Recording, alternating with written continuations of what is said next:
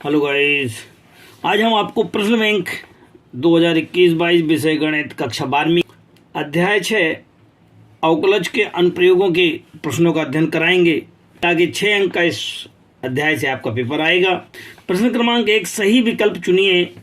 एक वृत्त की त्रिज्या r बराबर 6 सेंटीमीटर तो r के सापेक्ष उसके परिवर्तन की दर ज्ञात कीजिए। किस पे? चूंकि r की त्रिज्या दी हुई है तो क्षेत्रफल में परिवर्तन निकालना है और वृत्त है तो वृत्त का क्षेत्रफल कितना होता है?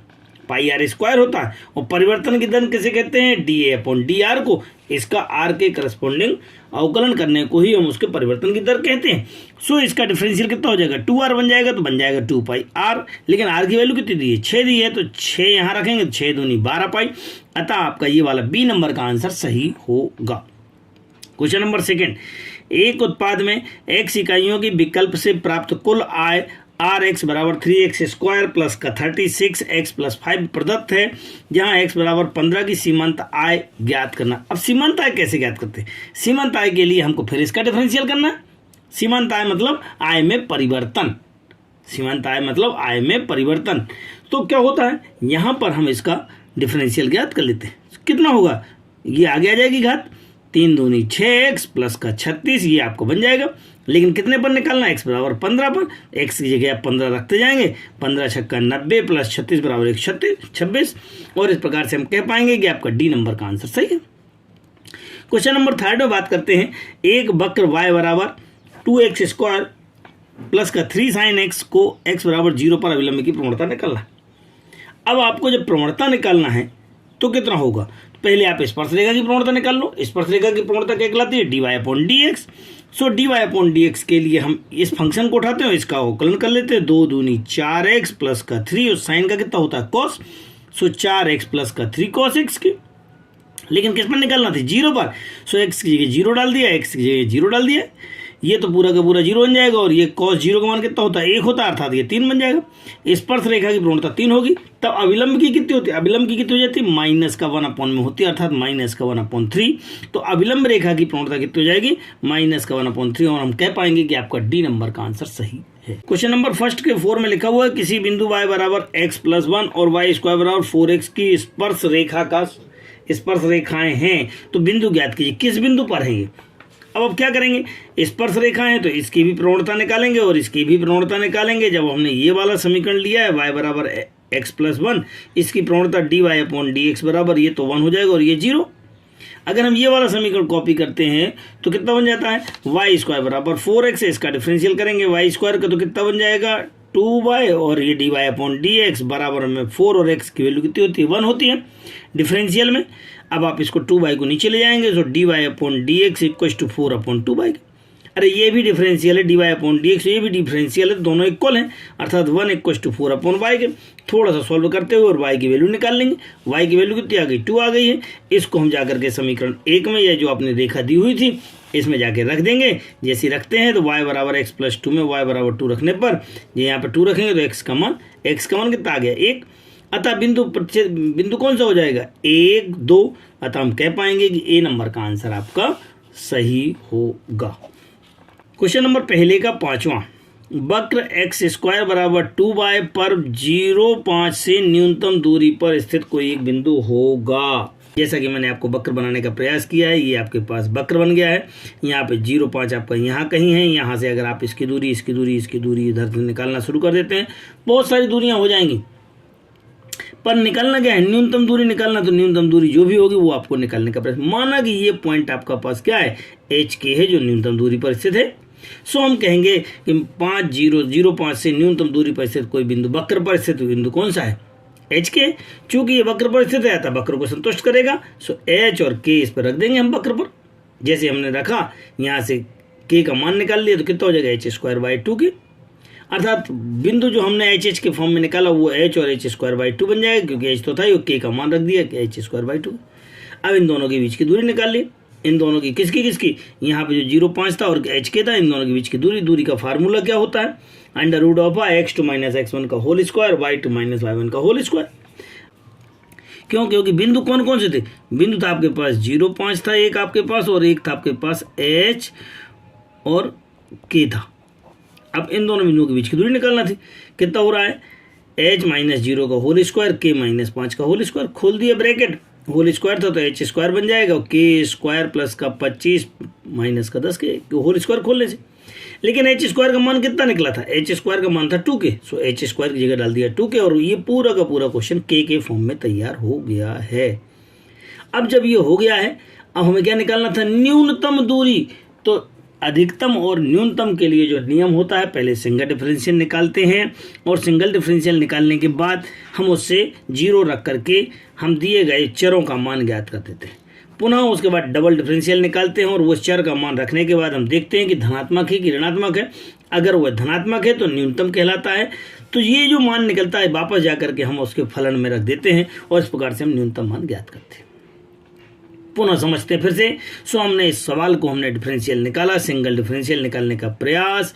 ये रूट ऑफ में है तो रूट ऑफ का फार्मूला क्या होता है डिफरेंशियल का, 1/2 रूट ऑफ होता है और जिसको टी माना था इसका भी डिफरेंशियल, तो यहाँ पे 2k माइनस का 8 बन जाएगा। इसमें से 2 कॉमन निकाल लो, 2 कॉमन निकाल के 2 से 2 कैंसिल, अर्थात k माइनस का 4/रूट ऑफ। इसको मैंने आपसे बताया था सिंगल डिफरेंशियल को क्या करना है, 0 डालना है। इसको पूरे को 0 डालेंगे तो ये पूरा 0, अर्थात k माइनस 4 इक्वल टू कितना बन जाएगा, 0 बन जाएगा। तब k बराबर कितना होगा, k बराबर आपके पास 4 आ जाएगा। अब जब k का मान ज्ञात हो गया है तो हम डबल डिफरेंशियल निकालते हैं। इसी का डबल डिफरेंशियल, नीचे वाले का स्क्वायर, नीचे वाला ज्यों का त्यों, ऊपर वाले का डिफरेंशियल माइनस ऊपर वाला और नीचे वाले का डिफरेंशियल। सो देखते हैं कैसे कर देते हैं। ऊपर वाला तो जो नीचे वाला जो कहते हो ना, इसका डिफरेंशियल k माइनस 4 का, तो k का तो 1 हो जाएगा, 4 का 0। ऊपर वाला जो कहते हो, नीचे वाले का डिफरेंशियल अर्थात रूट वाले का डिफरेंशियल, तो रूट का कितना होता है 1/2 रूट ऑफ। और अब इसको जिसको t माना था इसका भी करना है, तो k स्क्वायर माइनस का 8k इक्वल टू कितना हो, k स्क्वायर का 2k बन जाएगा और 8k का 8 बन जाएगा। लेकिन इस वाले समीकरण में हमको ला करके क्या रखना पड़ता है, k बराबर 4 रखना पड़ता है। तो k की जगह जैसे 4 रखेंगे तो यहाँ 4 माइनस 4 अर्थात ये पूरा का पूरा क्या हो जाएगा, 0। ये तो पूरा का पूरा 0 हो गया। अब बचा कितना, यहाँ पे रखना था 4, रखो आप 4 चौको 16, क्योंकि 4 का स्क्वायर, 8 चौको 32 और 25 रख दो आप। यहाँ ऐसे नीचे भी रख देंगे, जैसे इसको कैलकुलेट करेंगे कितना आ जाएगा 9, और ये तो करनी में है नहीं है, तो करनी का 9/9 थोड़ा सा हल कर देंगे, 3/9 अर्थात 1/3। ये तो धनात्मक आ गया। और जैसे ही धनात्मक होता है तो हम कह सकते हैं कि k बराबर 4 पर ये मान कैसा होता है, न्यूनतम होता है। हमको जैसी k का मान मिला है, अब हम h का मान भी निकालने का प्रयास करेंगे। सो हमारे पास क्वेश्चन में था समीकरण 1 से h स्क्वायर बराबर 2k। हम यहाँ पे मान रखना शुरू कर देते हैं। h स्क्वायर बराबर 2k में, तो h स्क्वायर बराबर में 2k, k का मान 4 अर्थात 8, तो h का मान निकाल लिया हमने, स्क्वायर हटा करके 2√2। हमको बिंदु क्या मिल गए, h का मान था 2√2 और k का मान था 4। इस प्रकार से हमने बिंदु बताए हैं कि हमारे पास कितने होंगे, 2√2 और 4 होंगे। तब हम कह पाएंगे कि हमारा A नंबर का आंसर सही होगा। प्रश्न क्रमांक 2 में लिखा हुआ एक शब्द या वाक्य में उत्तर लिखिएगा। अब चूंकि एक शब्द वाक्य में तो उत्तर निकाल नहीं सकते, सवाल थोड़े लंबे लंबे हैं, कहने के लिए है कि वो एक शब्द वाक्य में लिखिए। यहाँ पे y बराबर mx+1 और वक्र को स्पर्श रेखा है, तो इसका m का मान ज्ञात करना है। यहाँ m का मान ज्ञात करना, तो वक्र दिया हुआ था और एक रेखा और वक्र दिया है, रेखा दी हुई वक्र दिया हुआ है। हम इसका मान, चूंकि रेखा इसको वक्र पर स्पर्श करती है, मतलब ये वाला बिंदु इस पर संतुष्ट करता है। सो y का मान हम जाकर के यहाँ पे रख देंगे। जैसे हमने y का मान रखा है, y का मान रखा तो mx+1 का होल स्क्वायर किसकी जगह यहाँ पे रख दिया है और इक्वल टू में 4x होल स्क्वायर खोल लिया। होल स्क्वायर खोलने के बाद हम सॉल्व करने गए, ये कहीं वर्ग समीकरण बन गया। स्पर्श रेखा है, स्पर्श रेखा पर विभक्त कर का मान कितना होगा, 0 होगा, क्योंकि कोई दो अलग अलग पॉइंट तो होंगे नहीं x के, x का एक ही मान होगा। तो हम यहाँ पर ऐसी स्थिति में हम b² - 4 इक्वल टू 0 का यूज करते हुए, सो b², ये a, ये b और ये c कहलाएगा। इसका उपयोग करते हुए हम देखते हैं कि इसका b² तो b आ गया, माइनस का 4a और ये c आ गया है। सॉल्व कर लेंगे, इसका होल स्क्वायर खोलेंगे तो 4m², 4 चौको 16, 4 दूनी 8, दूनी 16m और माइनस का 4m², 4m² से 4m² कैंसिल। यहाँ से m का मान कितना निकल गया, 1। इस प्रकार हम कह सकते हैं कि m का मान कितना होगा, 1 होगा।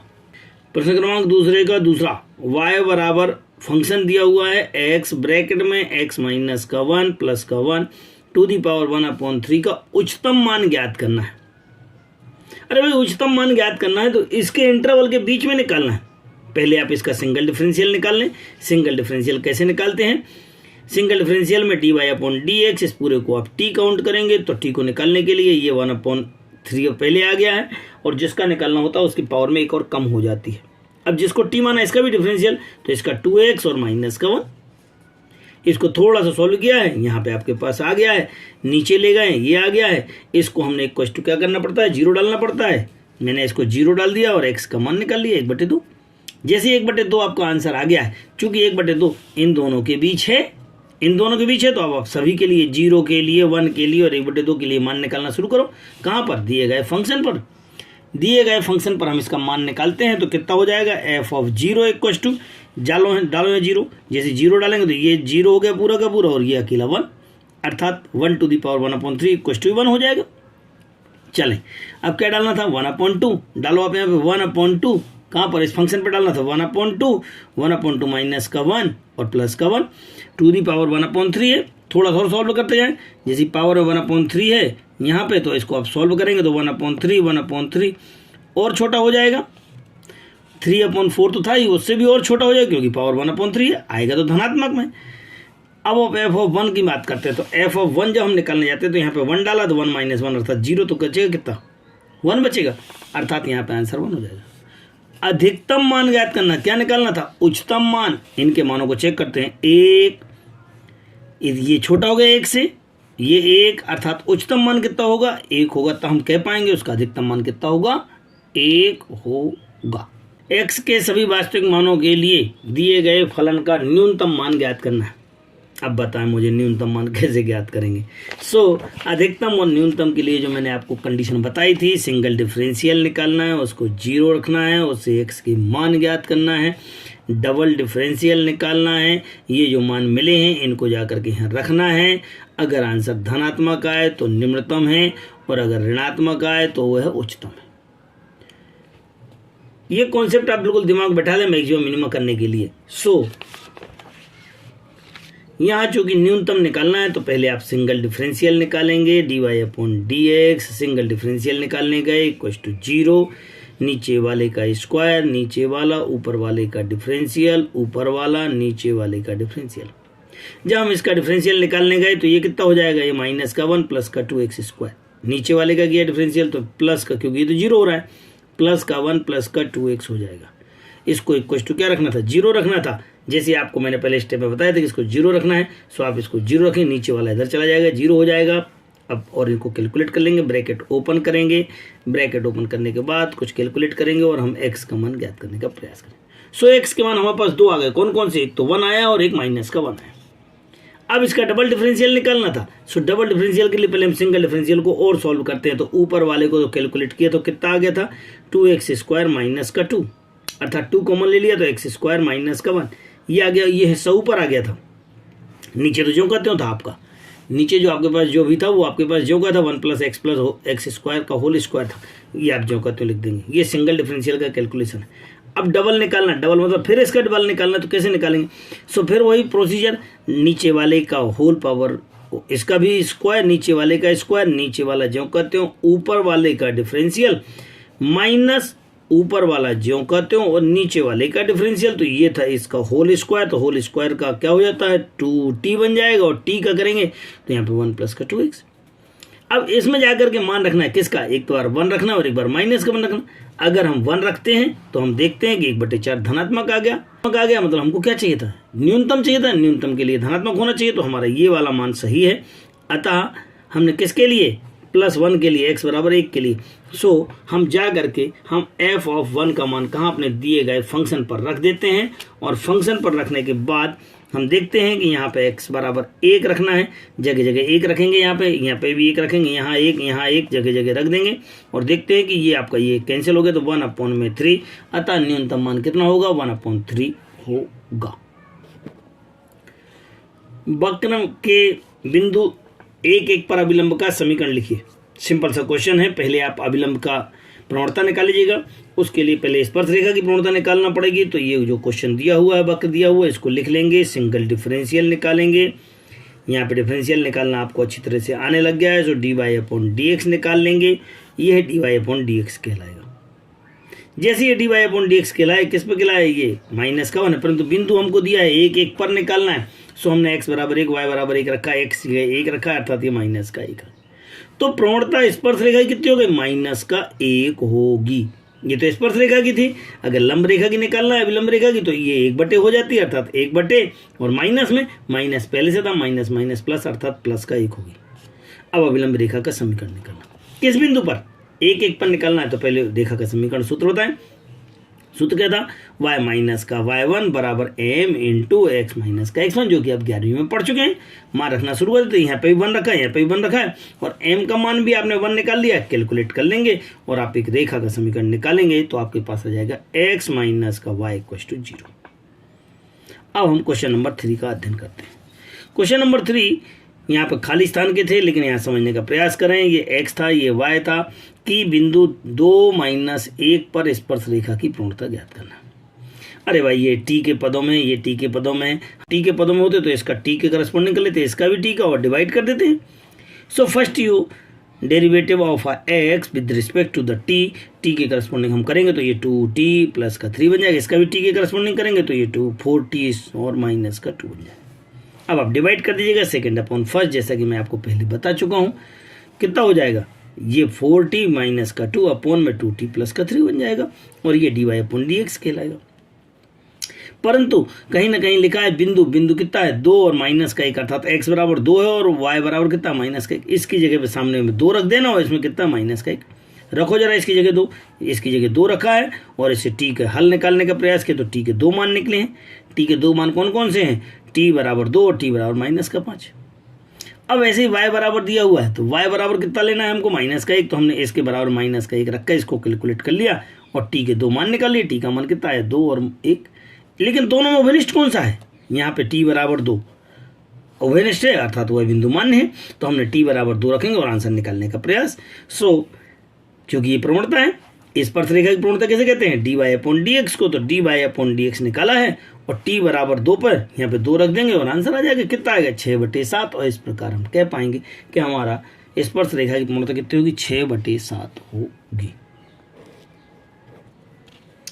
एक 10 मीटर त्रिज्या की एक बेलनाकार टंकी में 314 घन मीटर की दर से गेहूं भरा जाता है, तो भरे हुए गेहूं की गहराई की वृद्धि की दर ज्ञात करना है।